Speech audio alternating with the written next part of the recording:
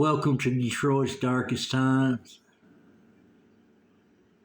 If you want to support the channel, cash out # FC313, PayPal, DDT313.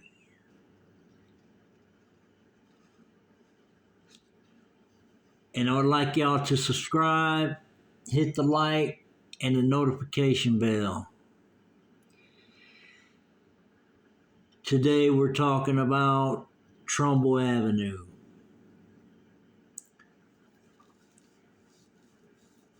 Coming up on Trumbull Avenue, there was this retired attorney that lived on Butternut and Trumbull.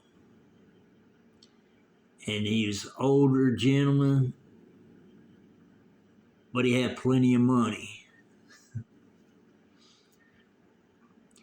And a lot of times the kids in the neighborhood, they used to go to his house to cut his grass or clean up around his house, and he'd give them money and stuff like that.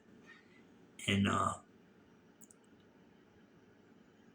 sometimes my friend would come over and see me, and then he would ask me to walk with him over to the guy's house. And he would knock on the back door, and sometimes he would just ask him, did he have any work to do? And if he said no, he would still give him like $5 or $10 or something like that. So this guy, he helped a lot of kids in the neighborhood coming up. And the guy that I'm talking about that asked him for the money, his uncle used to rent a basement apartment from that guy. And then, a lot of people used to go there and do things around his house, stuff like that, for money. And then later on, he's living on Butternut, Trumbull. He moves down the block on Butternut, and he buys this old house, and it needs a lot of work done to it. So me and my brother, we helped do some painting and stuff like that, fix the house. And after he got it all fixed and painted, the yard looking good and everything, spent a lot of money on it. And then he ends up selling it. And then he ends up having to take care of his oldest sister. She might have been his youngest sister, I don't know, but she was up in age. So was he. And so he moves on West Grand Boulevard, going toward downtown, going toward Cass Avenue. And it's a light-colored, big apartment building. And she's living in a basement apartment. And then he moves on, I want to say the 5th floor. It might have been the 6th floor. It was a real tall apartment building. And he had a lot of, like I said, he had plenty of money, so he had a lot of nice stuff in his place. He had like fancy couches with plastic over them. Then he had a lot of silver and a lot of crystal, and you could just tell he had money just by looking at the things in his house. But anyways, he had me and my brother do some work for him in that place. And then one time he cooked dinner. And the first time I ever seen this, where he had cooked dinner, but he cooked like a hen, Cornish hen, and all the fixings with it and stuff. You got like a big platter of food, and that was the first time I seen somebody cook like that. And but he was an all right guy. He just helped people out, let them make money and stuff like that. And he was taking care of his sister. And I remember going in the building, and he had to stop and check on his sister. But when he had opened the door of his sister's apartment, I don't know what that smell was, but it was like, it's kind of like a medicine smell, but I don't know what it was. It was just a strong smell, and it just wasn't a pleasant smell. And it wasn't a stinky smell. It was just like some kind of medication, maybe, or something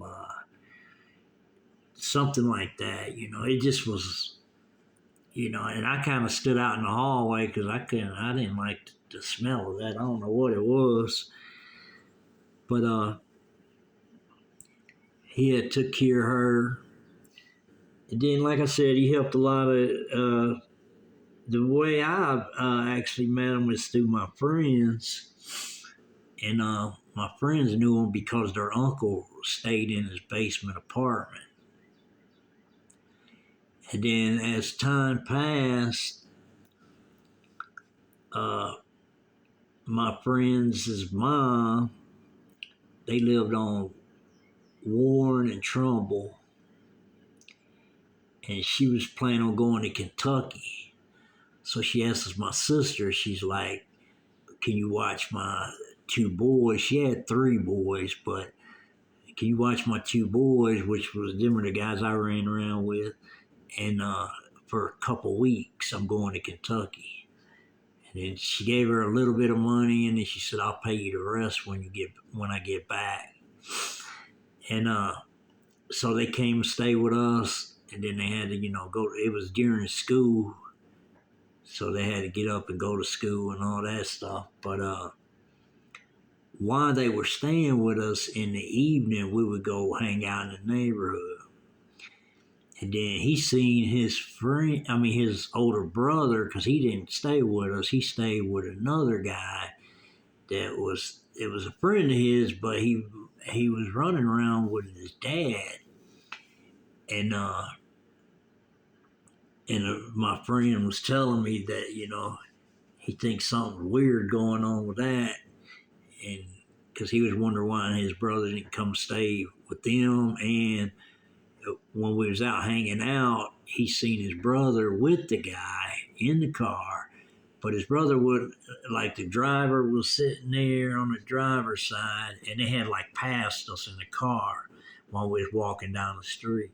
But he was sitting in the middle. Instead of sitting on the passenger side by the door, by the window, he was sitting in the middle.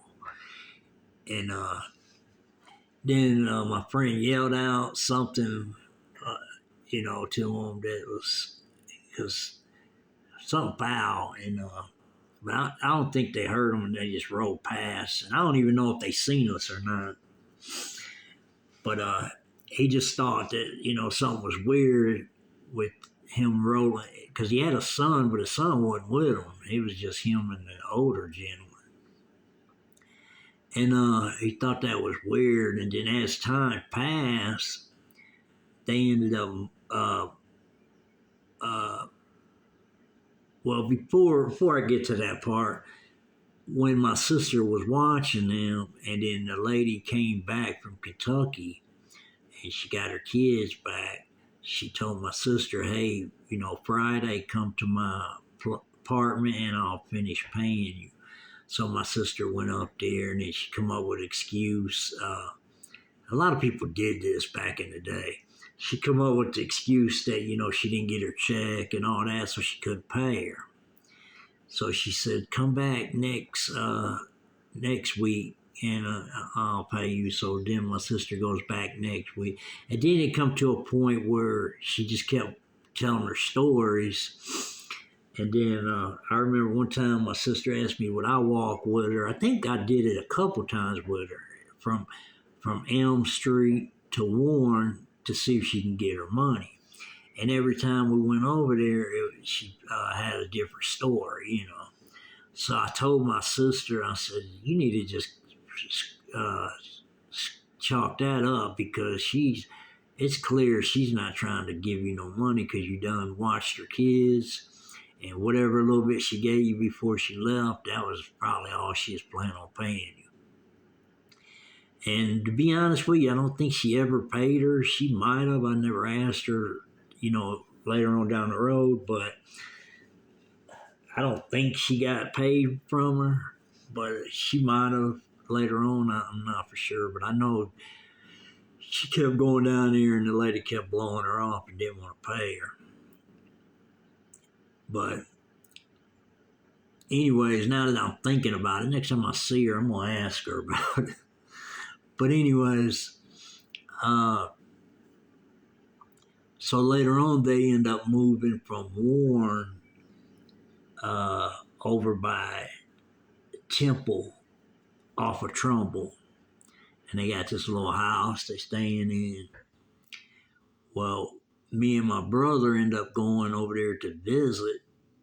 And then the same guy that was in the car with the older gentleman and his brother, because I mainly ran around with his brother. And I knew him too, but I mainly ran around with his brother. And he had a room in the house, but he had an armor guard door on his room. Then he had like a real fancy Pioneer stereo in his room with a lot of albums and stuff like that. And then when we talked to him for a while, and then when we left, my friend came out of the house and I said, where did he get all that stereo equipment and all that? He said, remember that guy that he was riding with in the car? And I was like, yeah. He said, that dude bought him all that stuff. And I said, really? And he's like, yeah. And so, he was thinking some weird stuff was going on with him and that guy because, he was a kid and the guy was grown, so. But anyways, as time passed, me and my brother go over there another time, and there's this redheaded girl. I can't recall her name, but she was over there, and she had this little red car for sale, and she was selling this car for like she wanted $150 for it, but we ended up buying it from her for $75. And it actually ran and drove, but there was something hanging at the bottom of it. And we had to, get it, drill some holes, put some bolts in it, and actually mount it back up. But then after that, we drove it all over the place. So that wasn't a bad buy for $75. Then later on, I heard that this is coming from my friend's youngest brother. I went over there to see him one time, and he was gone. But his younger brother answered the door. And I was like, where's he at? And he said, man, I don't know. He said, my older brother's looking for him. And I said, for what? And he said, he thinks he stole the stereo and he sold it, And I think he said he was on drugs at the time, that I had no knowledge of. But he told me that he got on drugs and he stole his brother's stereo and sold it for drugs. And then his brother was actually looking for him. So I don't know how true none of that is, but his younger brother told me about it. So. But that was something else. And I was like, damn. So anyways, I had left. Then later on, I heard they moved to the east side for some reason. and they lived on the east side for a while. And while they was living on the east side, later on, my friend told me that his mom got violated while she was living on the east side. And I was like, wow, that's crazy. But I don't even know if they knew anybody from the east side, really, because maybe they just moved over here because they got a good deal on an apartment or something. I'm not for sure. But he was telling me that, so, you know, that was some crazy stuff that, you know, they went through some stuff. Then I had this other friend. He was, I ran around with him and his brother a lot. And he was telling me that one of our other friends that we used to run with got put in jail, and he was writing them letters from jail. And what my friend was telling me is that his girlfriend, he was breaking up with his girlfriend or something. So she made up a story on him and got him sent to jail. And then he actually, you know, it got obviously got convicted of it or whatever. But he was writing them letters, letting them know that he didn't do nothing like that. They, you know, she just made up that story and they went for it, you know. But really, it's a made up story. So actually, he was in jail doing time for something because him and that girl was supposed to be breaking up, and there's a reason she did it. And this is just secondhand information because I don't know this to be a fact, but this is what one of my friends had told me.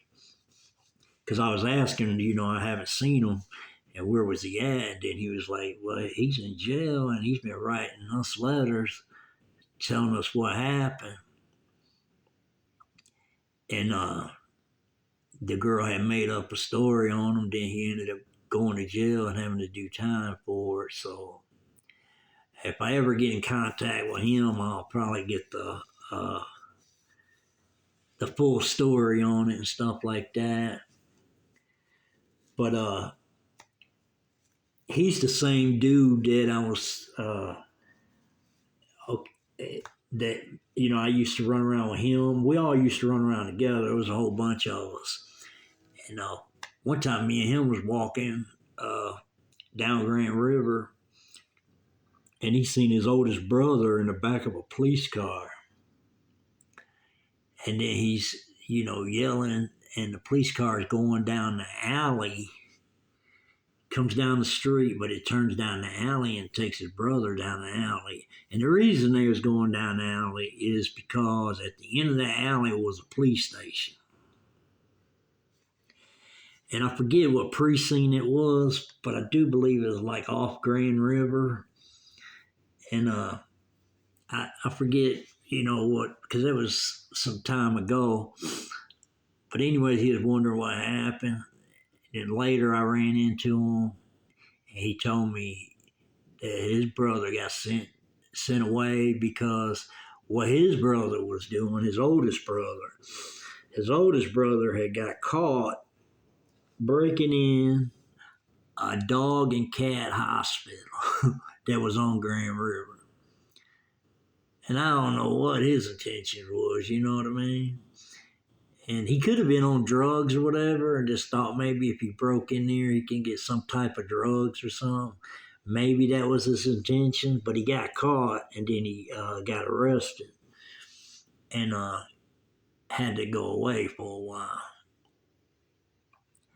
So, but as time passed, the dude that's telling me about him going to jail for something, you know, got accused of and stuff like that, while he's locked up and his brother's locked up, he tells me that they got some sisters.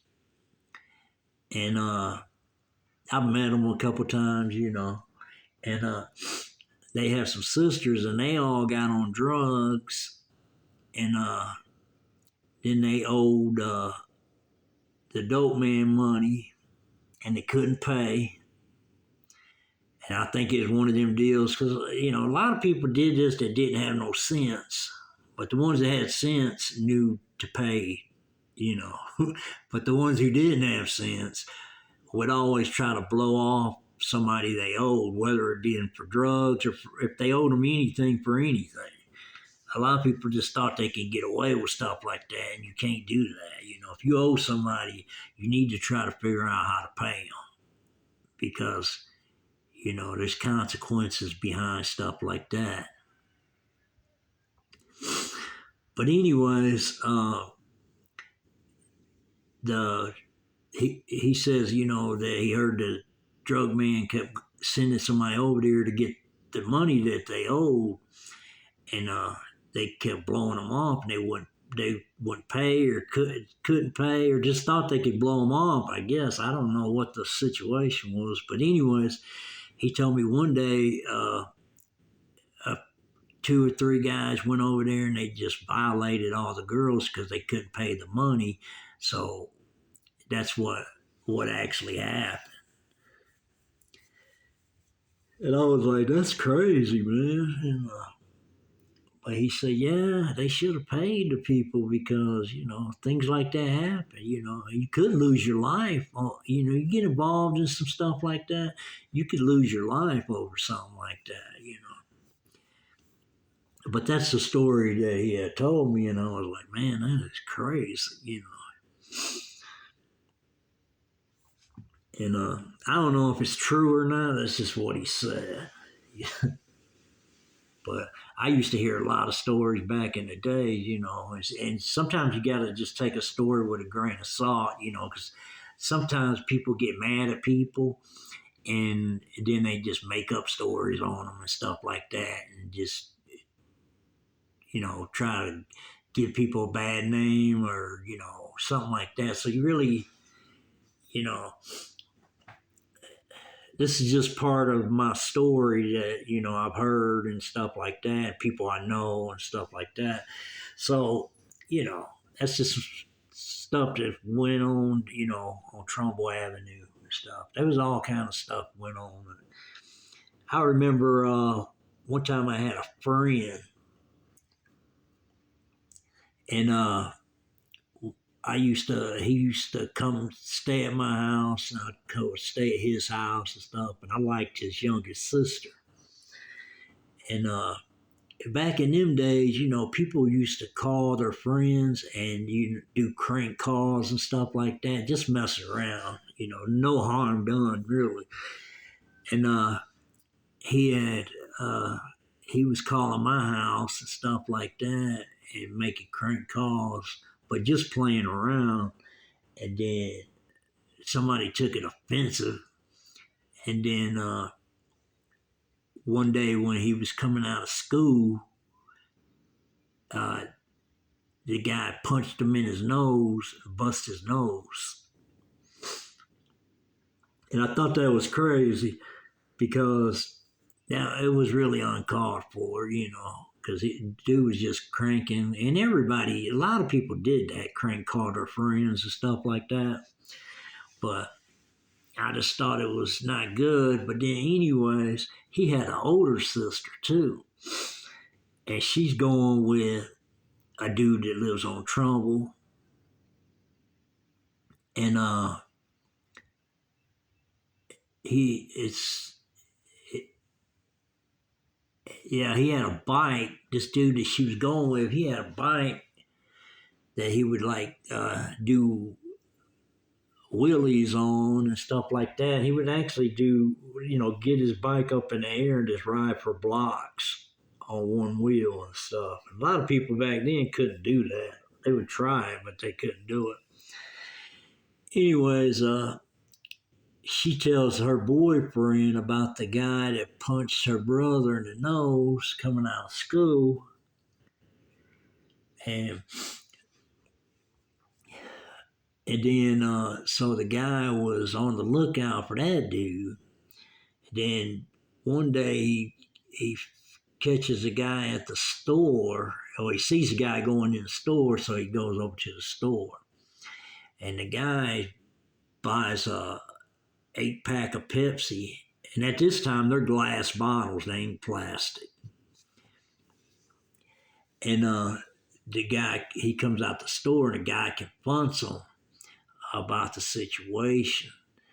And then, you know, I didn't see this, I just heard about it after the fact. But then I hear the other guy grab one of them the full Pepsi, cracked it over the dude's head, and then, that was the end of that. But I guess he's just gonna take up for her brother, and then he ended up getting uh, a 16-ounce a glass bottle of Pepsi busted over his head. So, and that's what my friend told me later on. And I was like, man, that's crazy.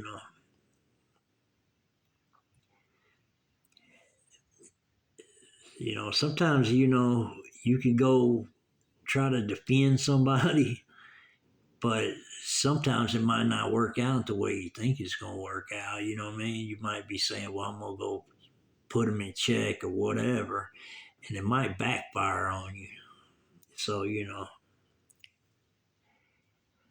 but really it all started with just a crank call, and it was really harmless. It really wouldn't bother nobody. You know what I mean? Because you could either answer your phone and just listen to what they have to say, or you could just not answer the phone. So, it wasn't that big of a deal. But it ended up being, a big deal for my friend, and then his sister's boyfriend and stuff like that. So it was crazy. But things like that happen. Then there was this dude, and this is something I heard about. I did not see it personally, but this is something I heard. And I could put money on it that it's true, but anyways. There was this dude that lived on Canfield and Trumbull. And the story is that he was trying to set a fire or something.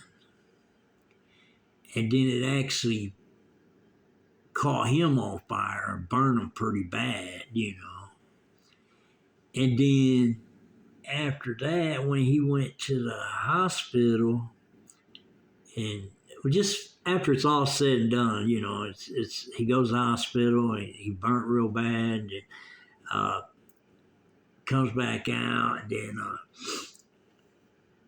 I think his brother was telling me about it. To be honest with you, it was somebody that knew about it was telling me about it, and then they said that.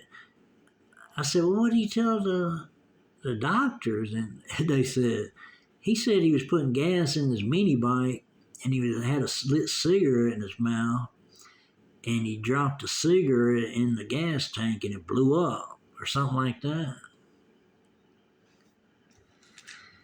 And I was like, really? That's crazy.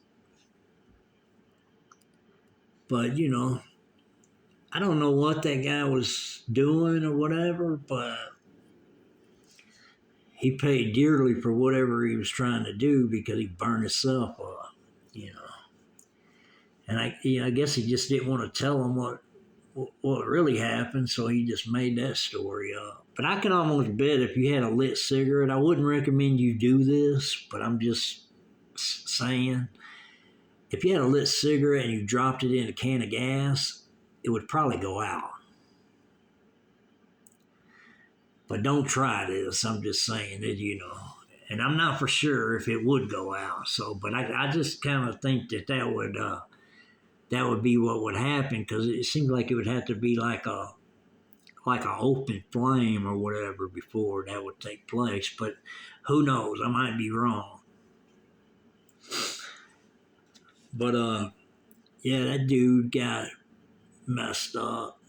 And actually, this dude was the dude that went with was going with that Becky girl. If y'all been listening to my videos, the blonde headed Becky girl that I talked about in the past videos, a real pretty girl that drove the blue Lincoln Continental. He was actually going with her, you know. So, and I knew his brother, you know. I knew his brother fairly decent. I just knew him just by passing, but I really didn't know him, you know. But I mean, I knew of him, but I didn't really know him. And his brother was cool, you know. Every time he see me, he would talk to me and stuff like that. And this the same dude that I said in my past videos that went to jail, and he told his mom that somebody stole his Converse.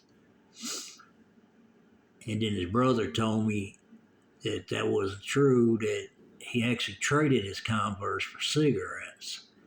And he was just trying to get his mom to buy him another pair of shoes. What the deal was. So same dude. But anyways, that was some crazy incidents, you know, that happened and stuff like that. And I remember one time we was all hanging out on Canfield with Trumbull, and Dave Lightning, this dude that lived in the neighborhood, he had like this purple,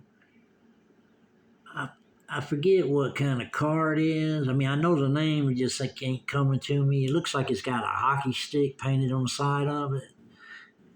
But anyway, he's got the small car. It's purple, and it's got like looks like a white hockey stick painted on the side of it, you know.